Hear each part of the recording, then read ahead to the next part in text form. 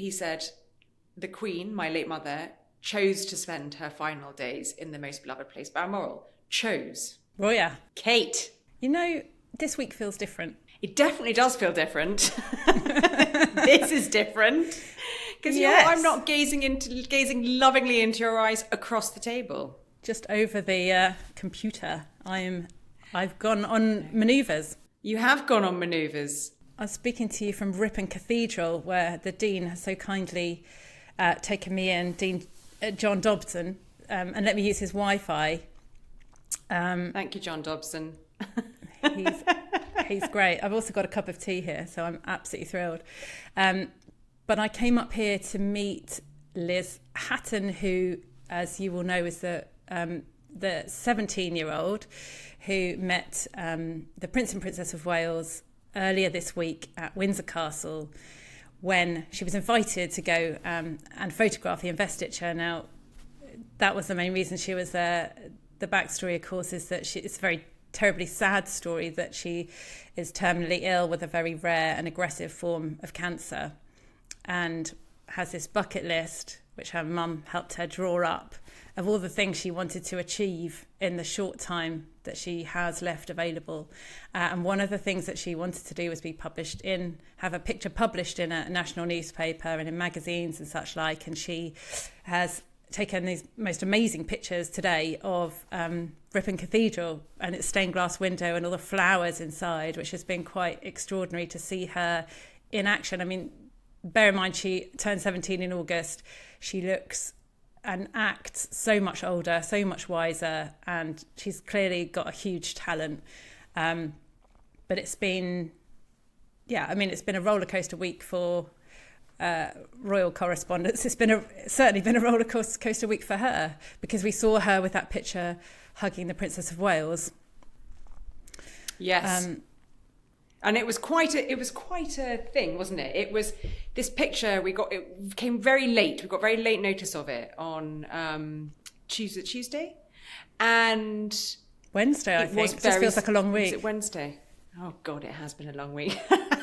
and it was this very striking photo and a heads up from Kensington Palace that Prince William had been doing the investiture that day, which had made lots of news because he'd had Sir Mark Cavendish and Ally McCoist and lots of people from the sporting world.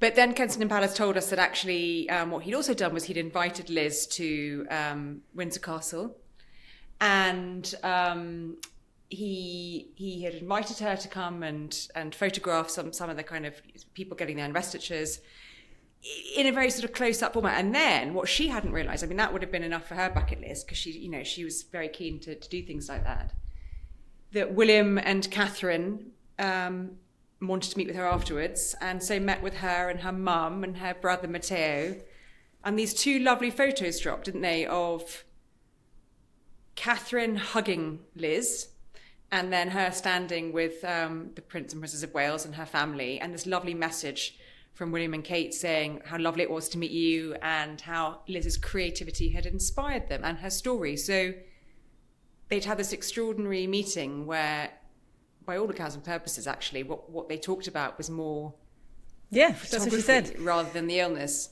Yeah. And she didn't know she was going to meet nice. them, because I think they wanted to put her at ease. So she didn't think that she was going to meet them. But Matteo, her 8-year-old brother, said, "Oh, yes, we'll definitely get to meet the prince." And she said, "Well, no, that's not the deal. The deal is I'm there to photograph the investitures," which actually is a big... It may not seem it to people who don't know, but that's a huge deal, because even Press Association photographers aren't allowed in. We have to do it. Those pictures are sort of taken remotely. So for her to be in there, in that room when those awards are being given, was a huge honour.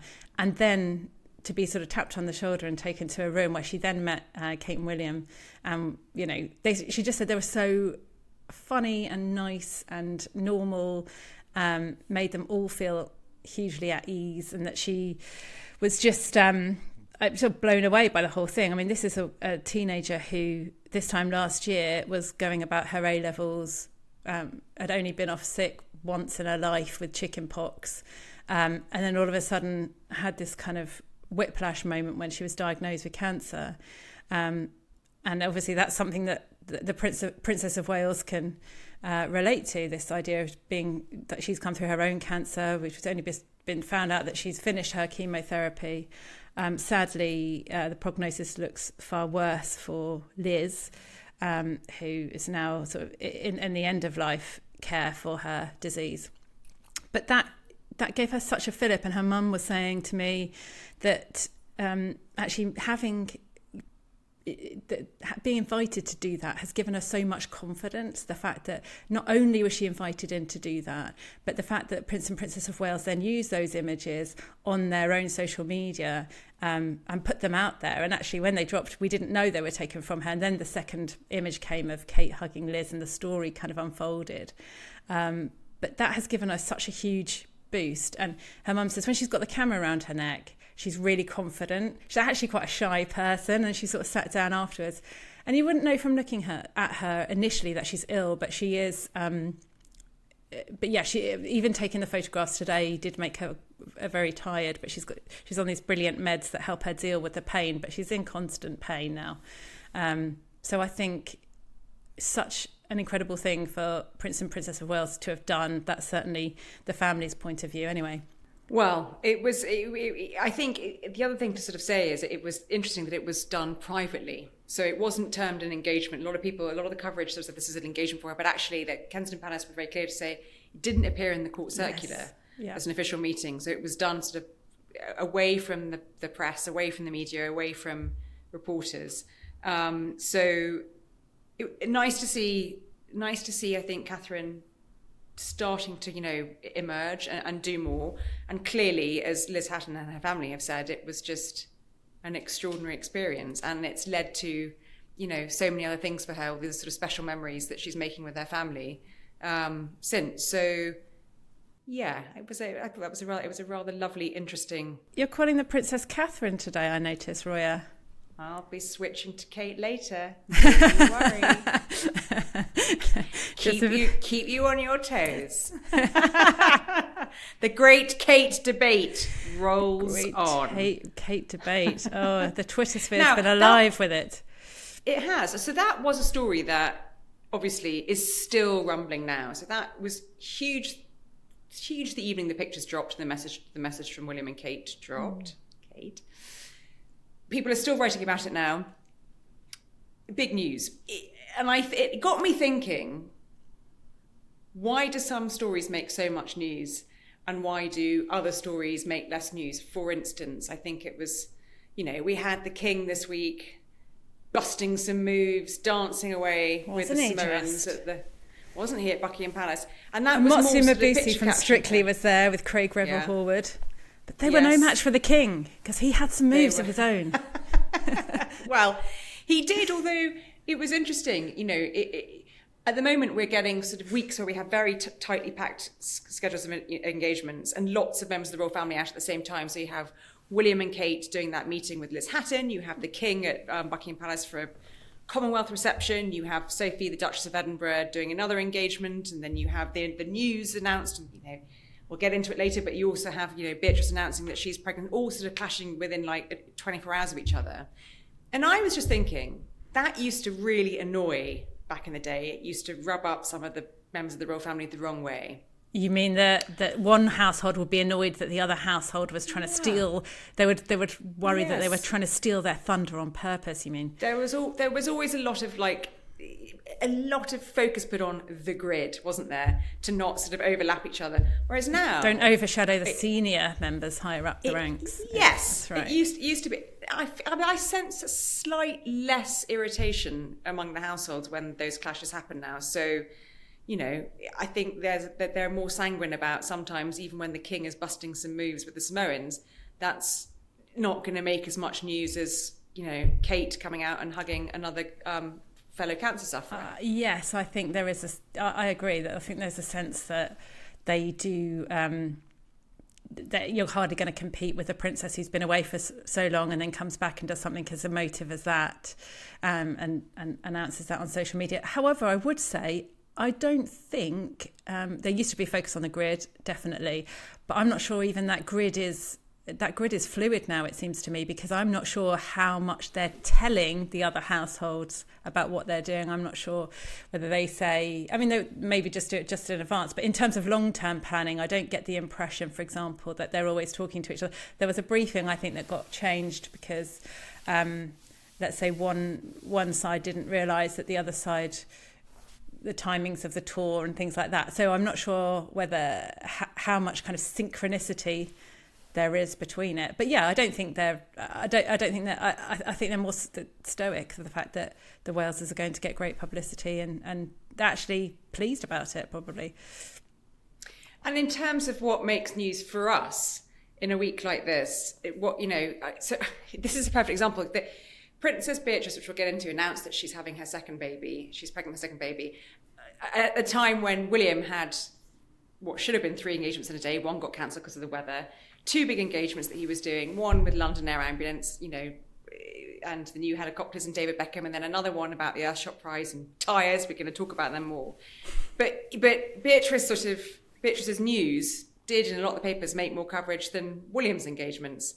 And it's just interesting. Yes. I kind of looked at that coverage and thought, interesting. I think happy news in a week in which there's a lot of miserable news around, and news editors and editors will be looking at that mix, as we always talk about in print and online, of the light and the shade, the happy stories, and so as not to completely make all the readers completely miserable with some of the world affairs that are going on at the moment.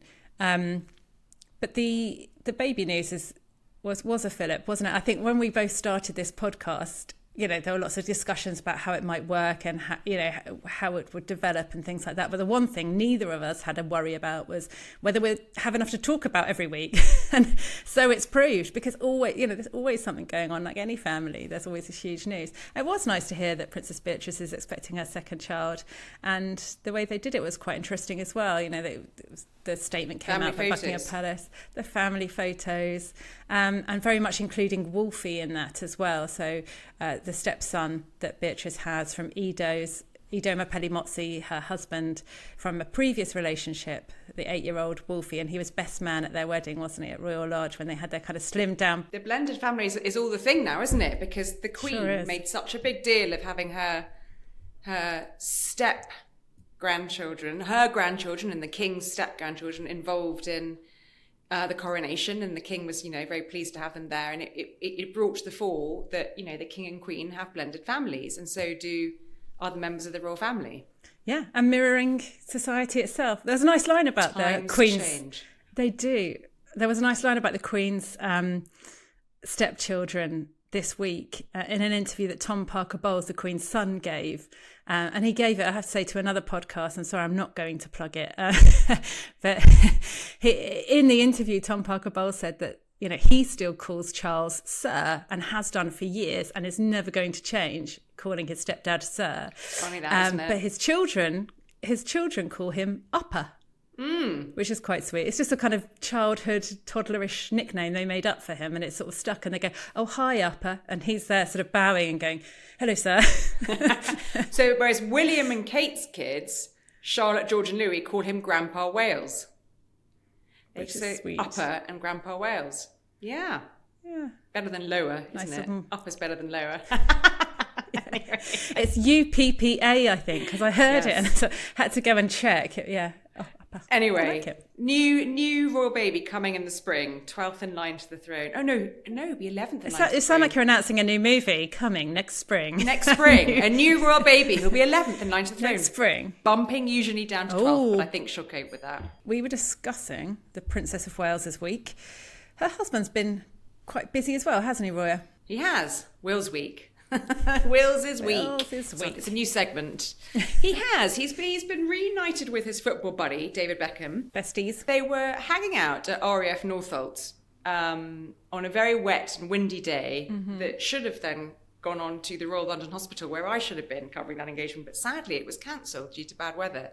So this was all to do with William's patronage of London Air Ambulance and the very successful fundraising appeal they had, which raised £16 million to help buy these 2 new H135 helicopters, because the old fleet were just getting beyond their sort of service, weren't they? Their life service. And David Beckham appeared because he'd been fundamental in helping, raise funds as part of the appeal. So William behind the scenes had got David Beckham involved, hadn't he? So he sort of got him involved, and he became the front of this amaze appeal. So this is the thing where you buy basically a lottery ticket, and you can have a chance of winning this amazing luxury house, and then some of that lottery money goes towards charitable endeavours. So 4 million of that appeal went towards this 16 million that was raised for these 2 London Air ambulances, and apparently William was instrumental in bringing Beckham in as his, he will be hoping his knighthood gets that, it's tantalisingly close now, isn't it?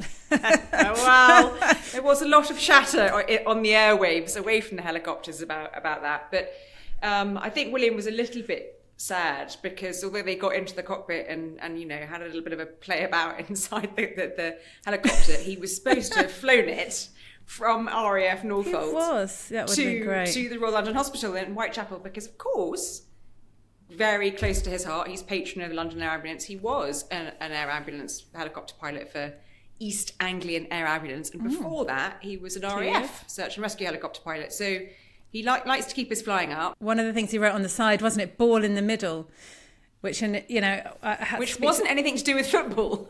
I know, I had to speak to the London Air Ambulance, to one of their pilots, to find out what he actually meant by that. But it's when you're flying the helicopter, there's like a ball in the middle, and you have to keep that balanced, apparently, to maintain equilibrium when you're flying the helicopter. Is it the helicopter version of keepy uppies in football? Yeah, but much more important. And then they signed it, didn't they? William, October 2024, and David Beckham put love and a kiss, and David, maybe one day, Sir David, who knows, watch the space. Rod Stewart made a joke of that at Buckingham Palace, didn't he, a while back? Didn't he? Said, "Oh, come on, yes. David, I'm sure your knighthood's on the way now."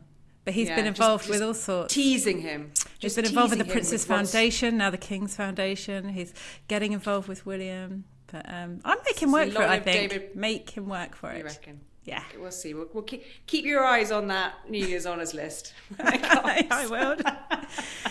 Pencil that in for the diary, the football theme. The royal football theme has continued because he wasn't just hanging out with former footballers. No.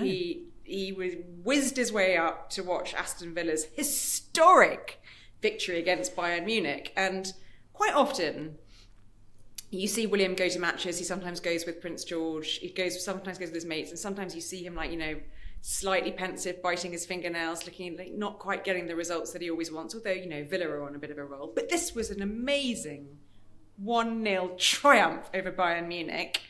Yes. And Harry Kane's team. He looked pretty pleased, didn't he? He looked absolutely delighted, so much so that he lost his voice.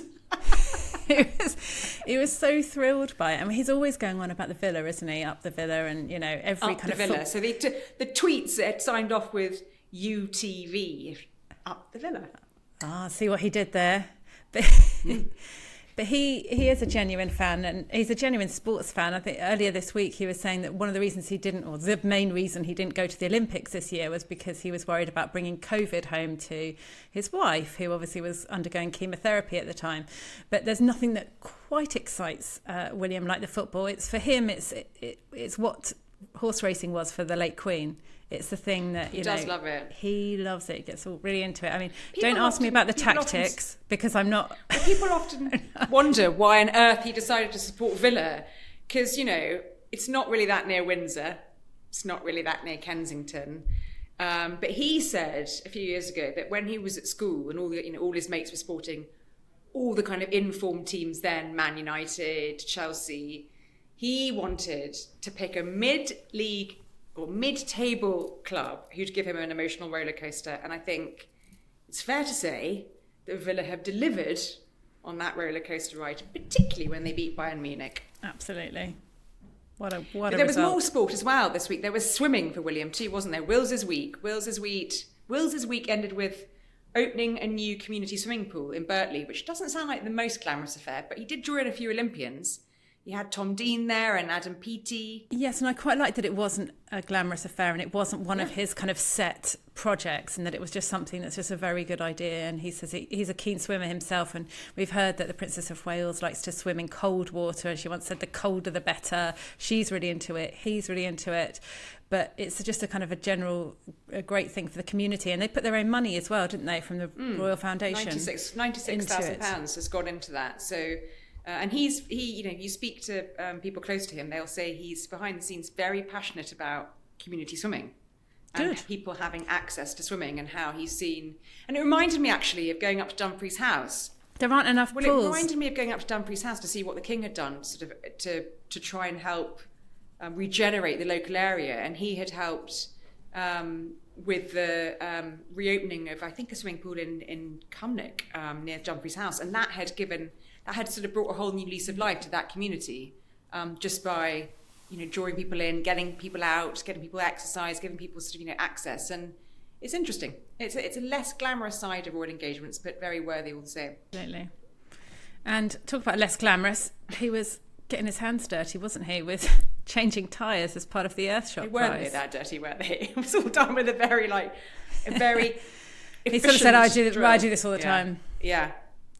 Tyres, which you wrote about. Very good piece, very interesting piece about tyres and Uber. I wrote about it with the environment correspondent, who knows much more about these things than I do. But now emissions from tyres and road dust now exceed emissions that come actually out of the tailpipe, out of we would call the exhaust pipe, which I think is quite fascinating. There's 6 million tonnes of this stuff from tyres goes around the world, ends up on Everest. It's been found in the Antarctic apparently, and this guy called G, he's known from Enzo, is one of the Earthshot finalists from last year. He's very cool. He's like this Icelandic guy.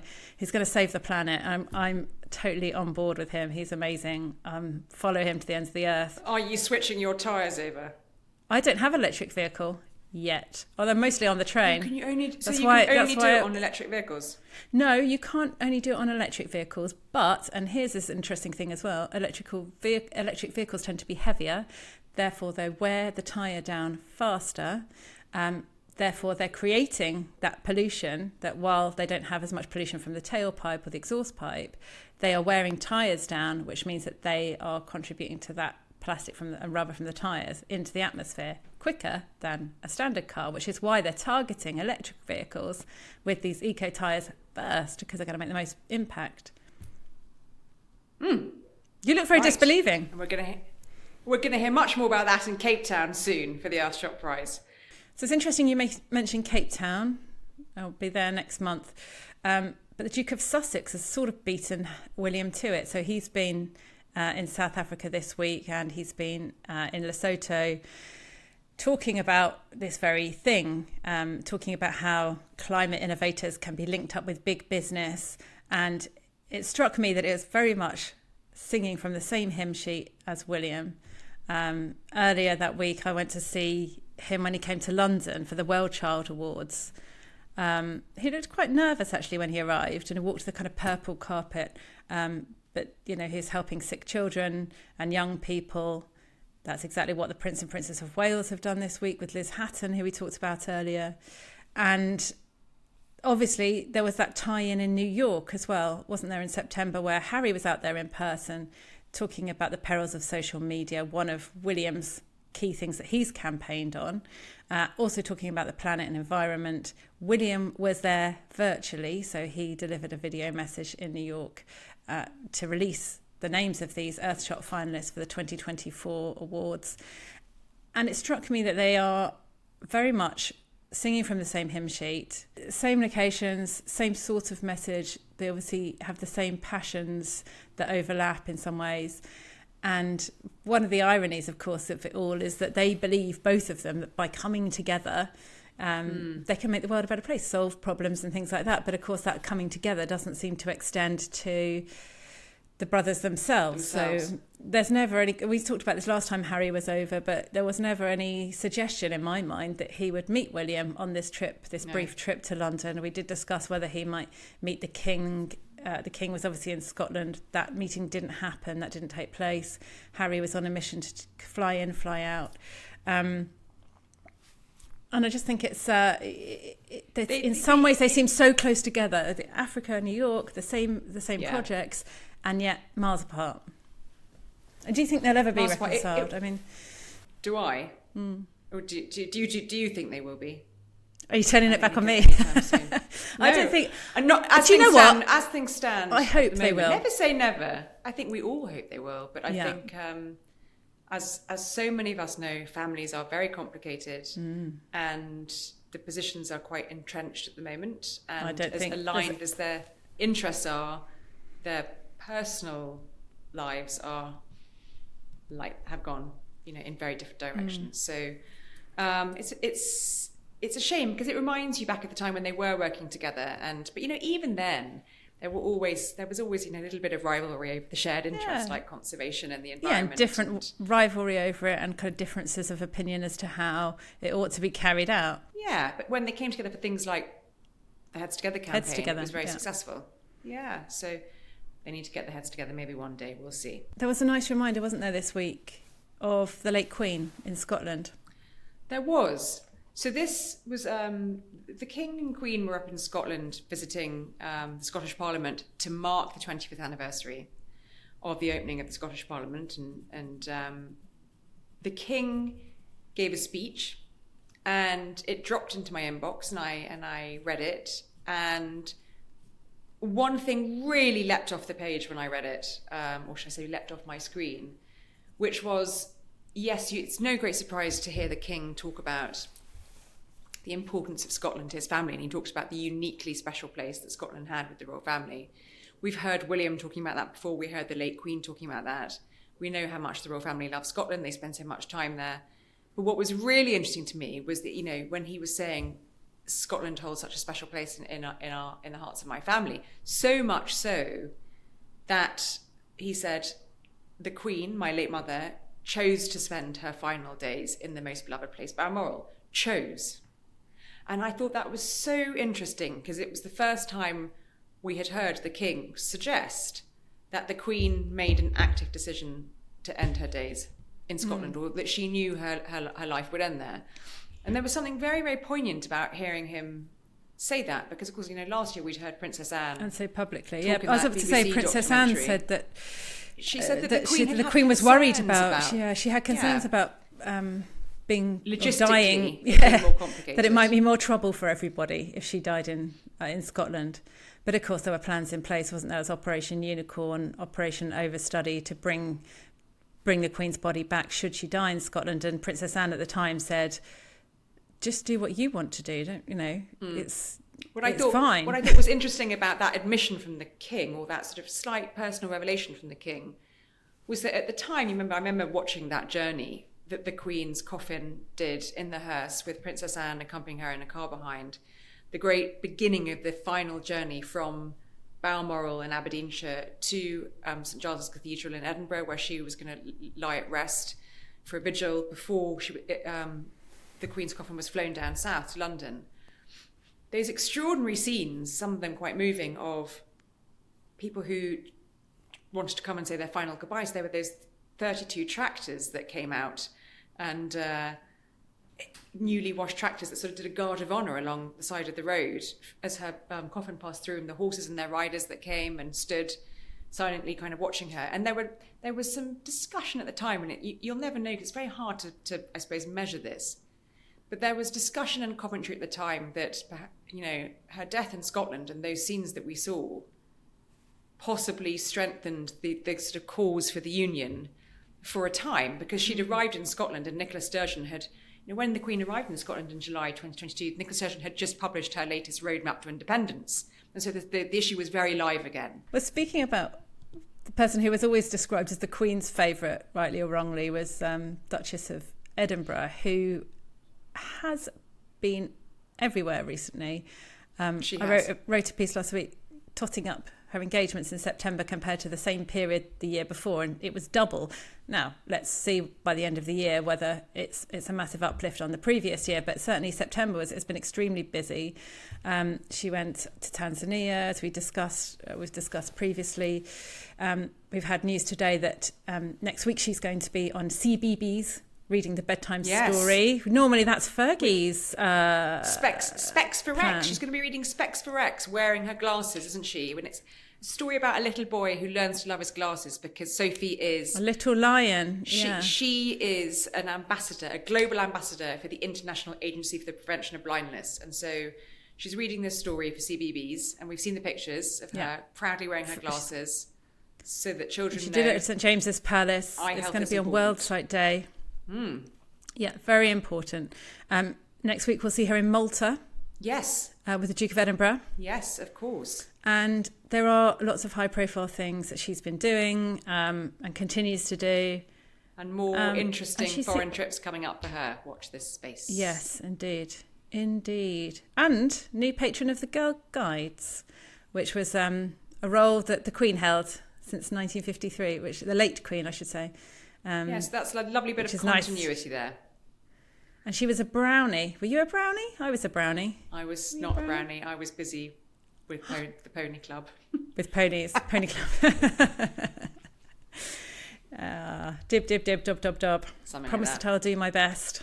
Yeah, whatever. As you have done, Kate. As you have continued to do. Right. Well, bye-bye, Wow. Ribbon. It's been lovely to see you down the Yes. line, so to speak. I know I want to stay here for the weekend, but I've already probably outstayed my welcome. They've been so kind to me. I did a story in and Rippon years genuinely, ago. Ooh, there's a story. That's one for when I next see you. one for down the pub. It was a real pleasure and a privilege to meet Liz Hatton, I have to say, and extremely moving to speak to her and her family. And yeah, it was a genuine boost to her what the Prince and Princess of Wales did this week, and I think that's That's an what experience that's part of the very that will important part of never leave role, that isn't family. it? Yeah, very important part of Absolutely. that role. Yeah, so all the best to her.